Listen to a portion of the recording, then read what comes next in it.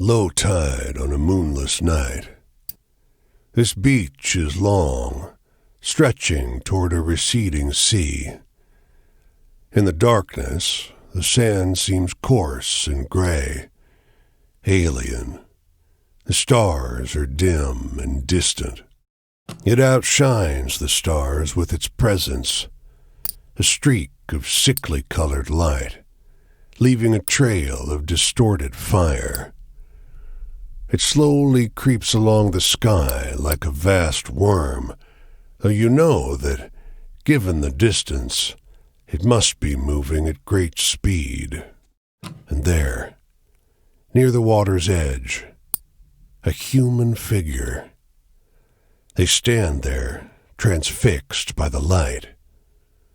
1, 2, 3 steps, ankles lowering into the surf. Silent collapse into a black wave, bathed in a nameless color. Then, nothing.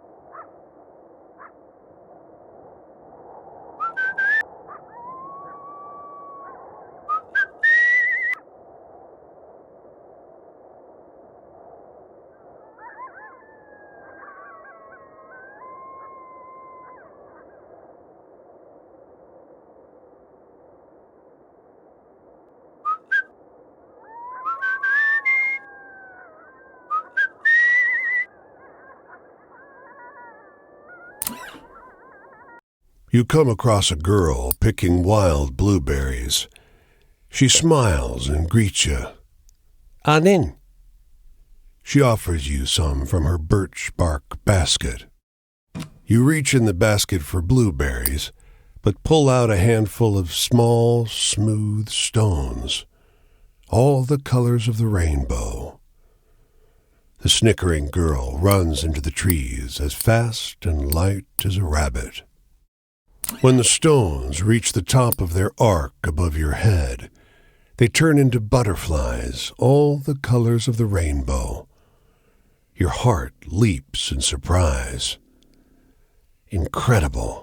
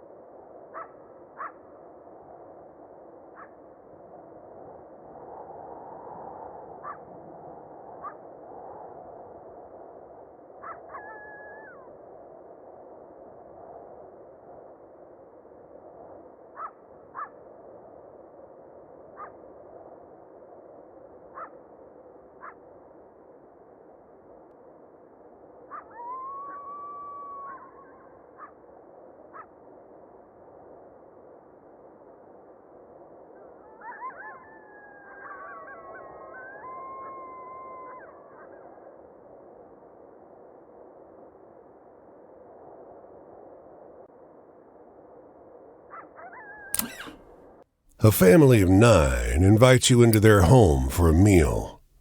Hogs roam free in the yard. They wallow in shady patches of cool mud, not paying any mind as you pass. During supper, the hard wind puts an awful burden on the walls. The glass dishes rumble on the table, but the mother seems calm. "Can't butcher a hog in these parts without me, Ma, hollering for pig's feet." The mother's heavy sigh gives you the impression her children ask this often. "Me Ma wants more pig's feet. Heaven can provide."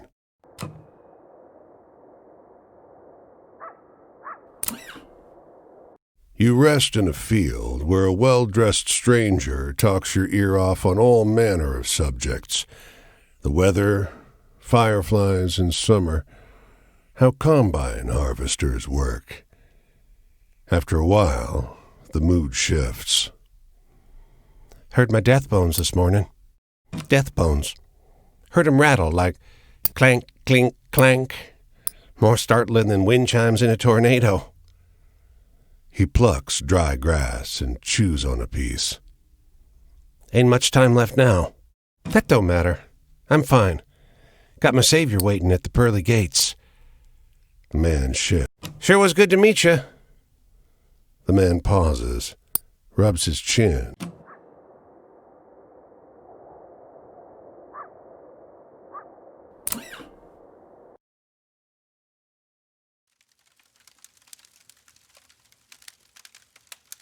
Evening there.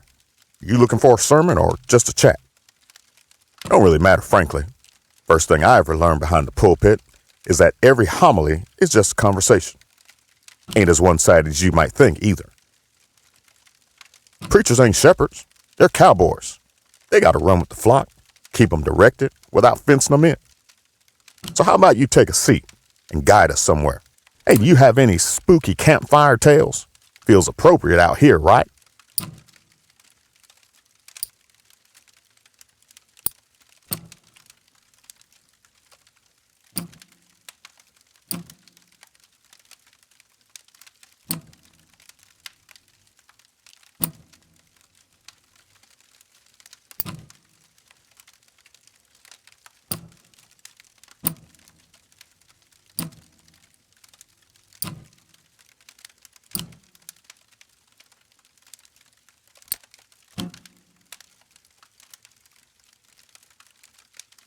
Oh, you got me for a second with that one.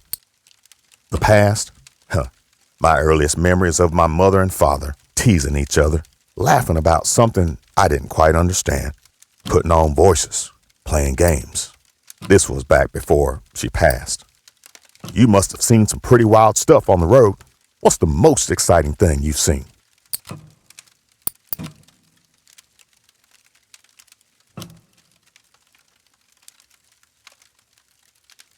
You've got a pretty wild life, you know that? Home? Never had a home, not the way y'all talk about it anyway. Pops and I had a little trailer for the summer he was wrestling in Atlanta, but otherwise, it was a new floor every week. Lately, my journey's been pretty ordinary, just walking church to church. What about you? Been on any adventures?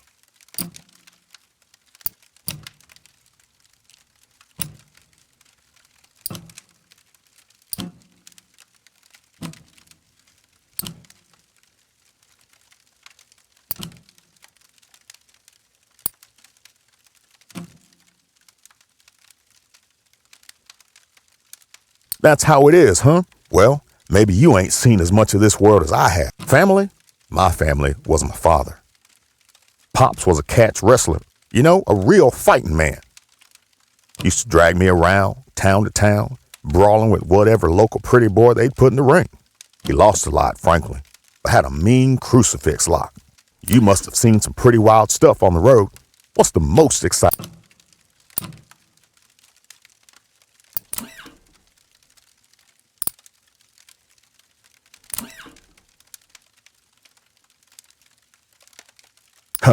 That one's trying to be scary, right? Don't work on me, I guess. We all got faith. Every day we stride out into the world. That's faith. Faith that what we do matters at all.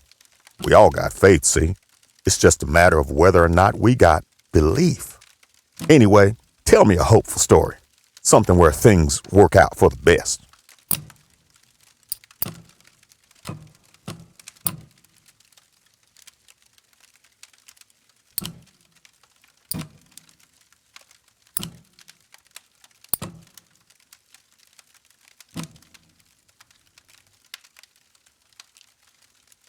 I'll save that one for a sermon sometime. Travel? Oh, I'd travel. Moving's in my blood. Pops traveled all over to wrestle. And even after I stepped out on my own, I kept moving. I've been everywhere. Chicago, New York, Atlanta, Houston, Los Angeles. Paris. I even been to Paris. I've been everywhere. Chicago, New York, Atlanta, Houston, Los Angeles. Well, I got to get moving on. I have a sermon to give in the morning, and the church is a long night of walking that way. Walk like you're blessed, child, because even if you ain't, that's the only way you'll find your holy self.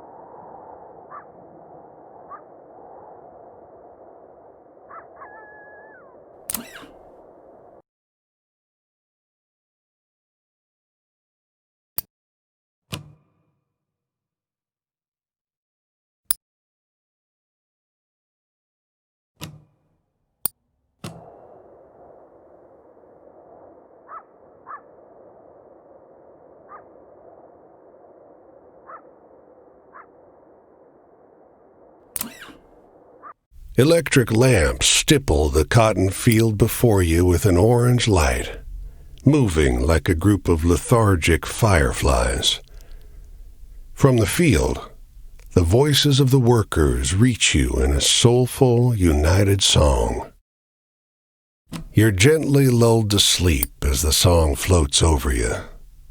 Hello, Lordy, pick a bale of cotton. Hello, Lordy, pick a bale a day. You're pulled out of your slumber by a woman's pained scream and a collection of shouts rising from the field. The woman's screams taper off, soon replaced by the raw cries of an infant. Applause briefly fills the night, eventually fading back into song.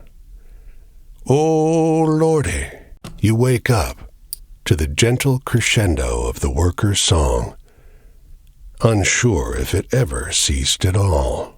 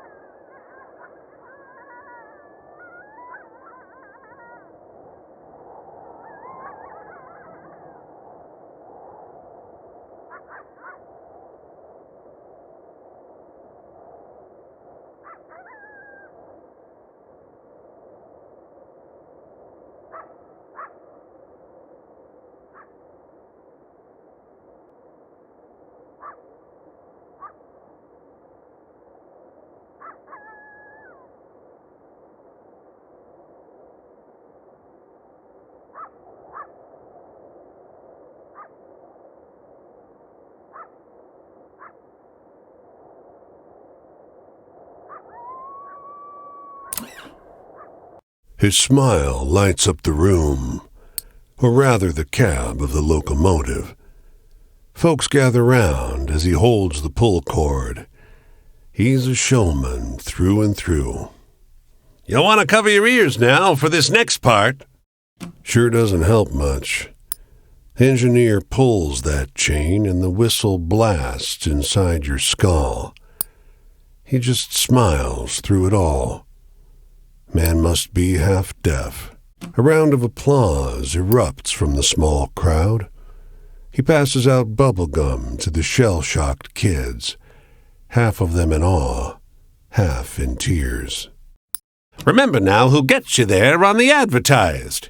Casey Jones. Everyone's all talk as they head back to their seats. That engineer sure is handsome. Gosh, and that whistle sounded just like a whippoorwill, didn't it? Ain't this the way to travel?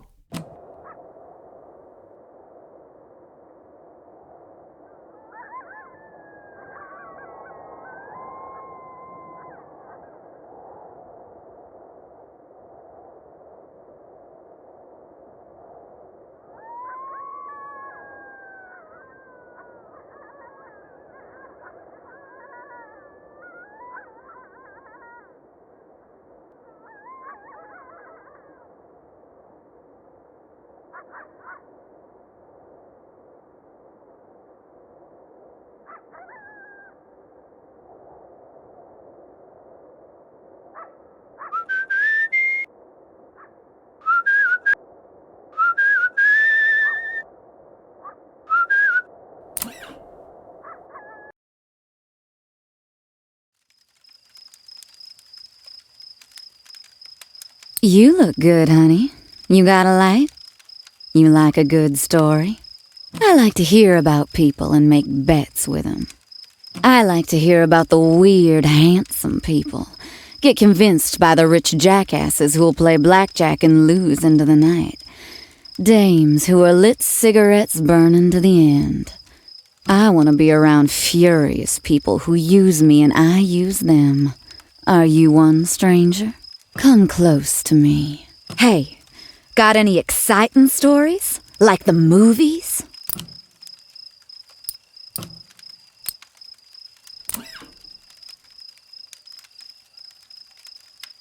Well, well, they should let you make the movies, honey.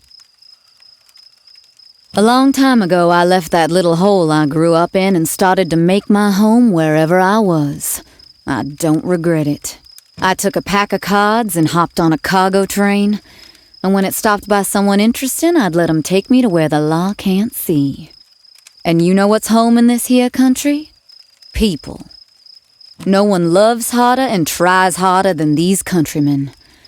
And at night when the grasshopper's squeaking, I think they singing something patriotic about trying luck and failing and trying again. Hey, got any exciting stories? Like the movies?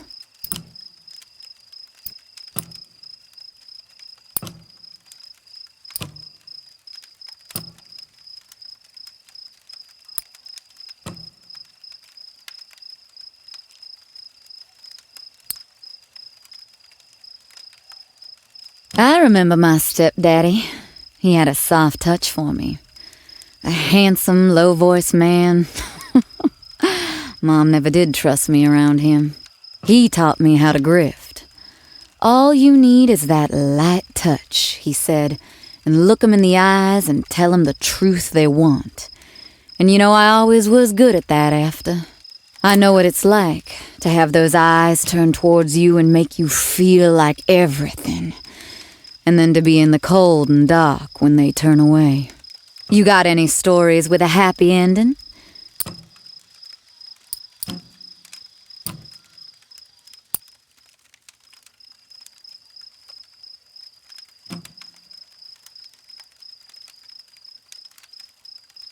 Oh, so sweet. But you know, keep one of those charming stories in your pocket for the next time you gotta distract a man at a card table. I thought about starting one once. Maybe just a one-night stand with one of the handsome ones, you know. One of the ones that wins or buys the brandy or who tells you could come straight out of that hopper painting and they are so gentlemanly like that. And I could just never tell them what happened to my belly and have my own family. Me and my little one, and we'd gamble together and stake the world. Hey, got any exciting stories? Like the movie?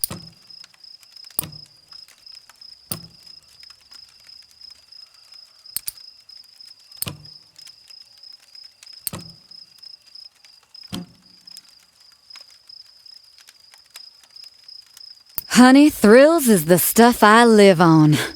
That one will keep me going. Sometimes a body needs to put all in on some dumb choice, you know? I mean, sometimes you have to bet yourself, I can't do that, shouldn't do that, but here's the stick, pal. When you chose something, you chose it. Be loyal to your choice. Take responsibility for it. Commit. Can't abide people who don't goddamn commit. Hey, got any exciting...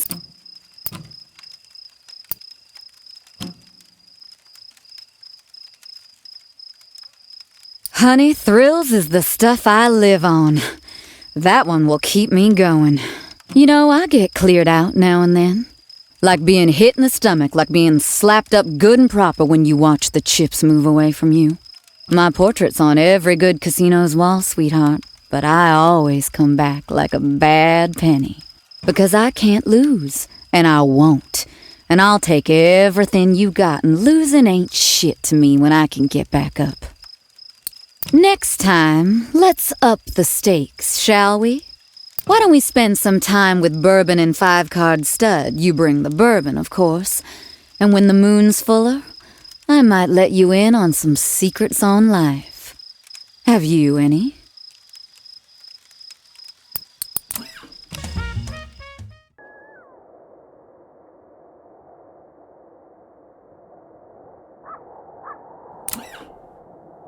We need a sixth, she told you, beckoning from the steps of a great dark mansion. And just like that, you found yourself sitting with strangers around a velvet-draped table. Her voice is reedy and high, modulated by the tight collar of her Victorian dress. Join hands, everyone. Your host keeps her eyes closed as she beseeches the spirits of the dead. But everyone else around the table lets one lingering, awkward glance bounce around between them. You sense they're just about done humoring her when it happens. A deep, nasty thump beneath the table. The whole table starts to shake, threatening to lift right off the ground. And then, the staid candle flames start flickering like mad, casting ghastly shadows on the walls. And then, a viciously cold wind cuts through the parlor like sharpened ice. The damned candles are dancing in mid-air around you now, singeing a hair here and there off the coiffed heads of these well-heeled guests. You notice your host across the table has her eyes open wider than they should go, a rivulet of blood dripping from her nose. When you come to your senses, sunrise has begun to creep in. The parlor is empty but for you and the woman in the old-fashioned dress, who slumped dejectedly over the table. He didn't show up. All that sound and fury, and no sign of his spirit.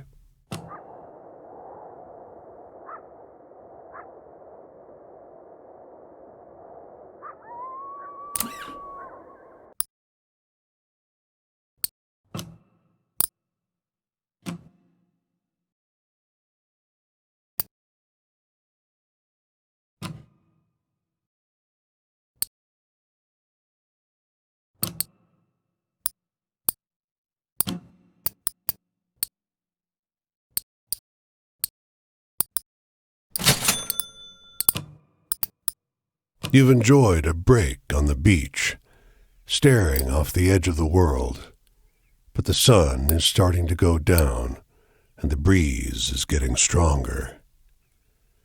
As you're about to stand, a man plonks down near you. He sits a polite distance off, but looks at you expectantly. He smiles weakly. I just got fired. First Spanish-American radio host in the state, and they fired me. They needed to make cuts, I get that, but I'm twice the...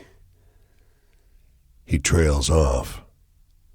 I don't know what I'm going to tell my wife. I could try the docks, but there's already more men than jobs, and I could barely support the family on what they pay. He hangs his head. And my boy... I can't bring myself to tell them. I don't know what to do. He calms as the sun drops below the horizon. An expanse of darkness is ahead of you. Turning back to the lights of the city reminds you that the world hasn't gone away. After a long silence, he speaks. It's never going to get better, is it? He doesn't reply. After a minute, you...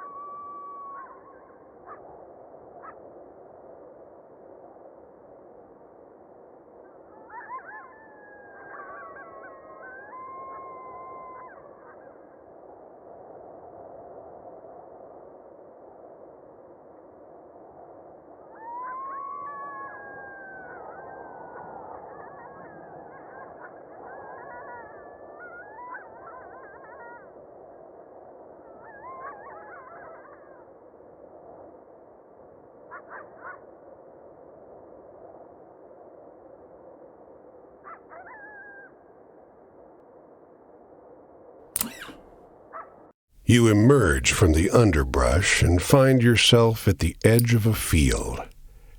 A farmhouse sits at the other end. Close by, a large family is tending to the plants together. They pause and regard you, almost nervously. "Hello there?" the grandmother asks. The family is almost too nice to you. When you ask for water, they don't even let you walk to the pump by the house. A child runs back to the shed for a folding chair, and they serve you lemonade in a glass among the lettuce heads. Halfway through your glass, you notice someone moving furtively down by the house.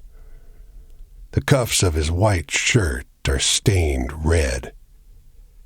The father sees your look and shifts to block your view. His eyes are bright, and his teeth are bared in something like worry. "How do you like your lemonade?" His wife arrives with a bag full of sandwiches for you, and the whole family ushers you back into the woods, waving, wishing you well. You take one look back over your shoulder. The man by the wall is gone.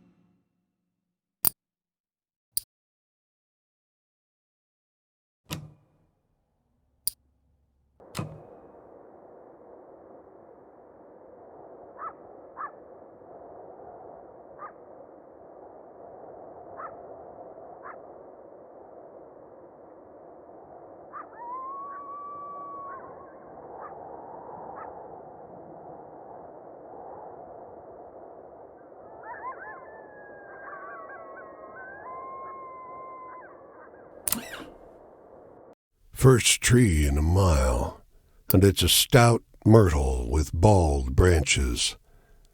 No relief from the sun out here. Leaves would help. Someone hadn't replaced them all with dusty glass bottles. You cool down in the shade. The breeze blows through the bottles, making a series of heavy, hollow sounds. You think about wind chimes and the smell of fresh pies on windowsills. The dense sound of many conversations cuts your nap short. There's no one around. Not until you look up at the bottles. They're filled with bright blue orbs, and words echo from them. None seem to notice your presence. "Can't get enough? Porcelain? Chrome? The rusty ones? Gotta turn those sleek faucets. Ever find me in a hardware store, I'm gonna haunt it till the cows come home." Laughter rumbles inside neighboring bottles.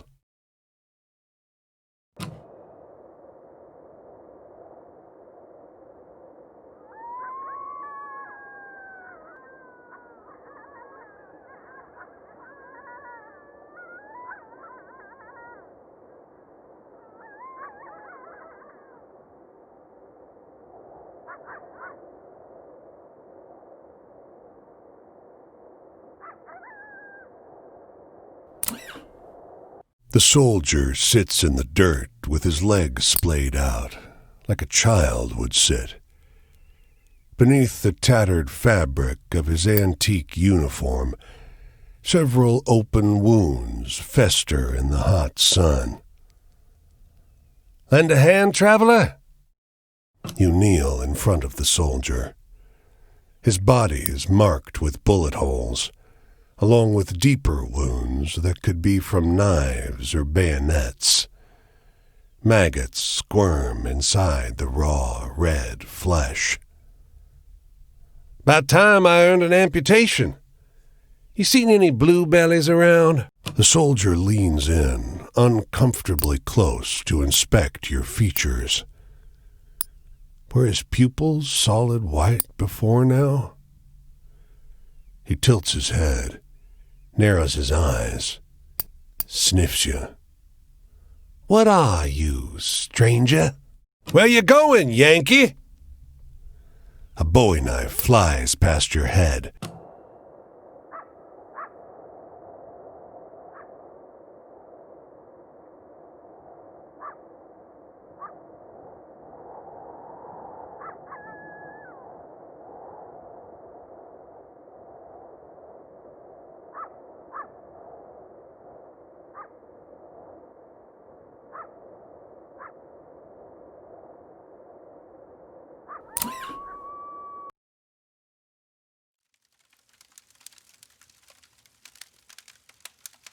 Oh, it is a good day to see you, child. Just need a little company is all. Led a celebration of life today. Young man, 17, maybe 18. Closed casket. They did that boy wrong, they did. I suppose I'm glad I gave his family a little hope, at least. Hey, do you have any spooky campfire tales? Feels appropriate out here, right?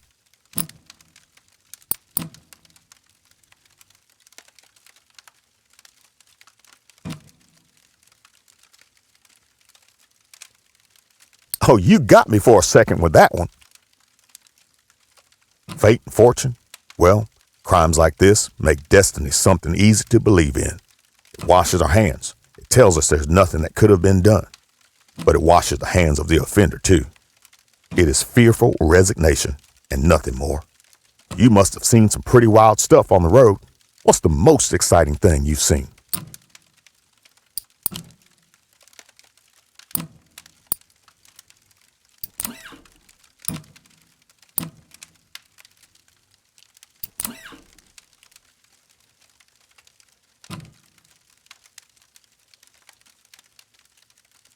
You've got a pretty wild life, you know that? Choice? Yeah, some days. I really believe that we all have choices in life. We are truly free to decide whether to live moral lives or to throw ourselves headlong into sin and profit.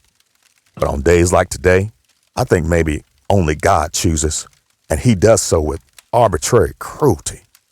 Lately, my journey's been pretty ordinary, just walking church to church. What about you? Been on any adventures?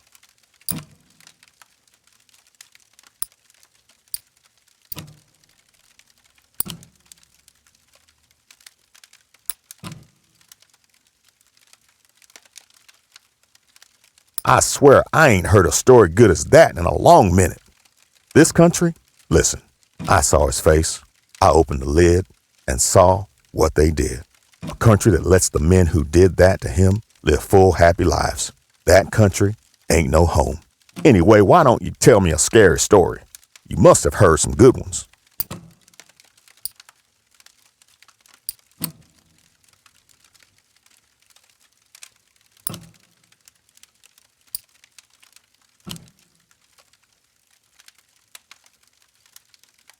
Oh, you could rattle a congregation's bones, I bet. Death? Well, father died after I got back from France. Saw him wrestle one last match. Guess I was an orphan after that. Lately, my journey's been pretty ordinary, just walking church to church. What about you? Been on any adventures?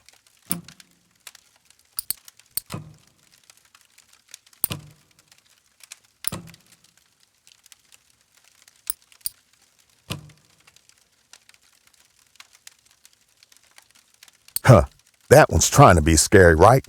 Don't work on me, I guess. The past? I didn't know the boy, so I asked his brothers and sisters to share their memories of him. He danced, they said, loved baseball, called his father Big Man. Well, the night's over. I've got miles to go, of course. A long way to go alone. But this poor boy's still haunting my head. I wish we'd been able to continue our talk. I don't have a preacher of my own to seek solace from, you know? My next leg takes me this way. Maybe we'll cross paths again. We seem to be lucky that way.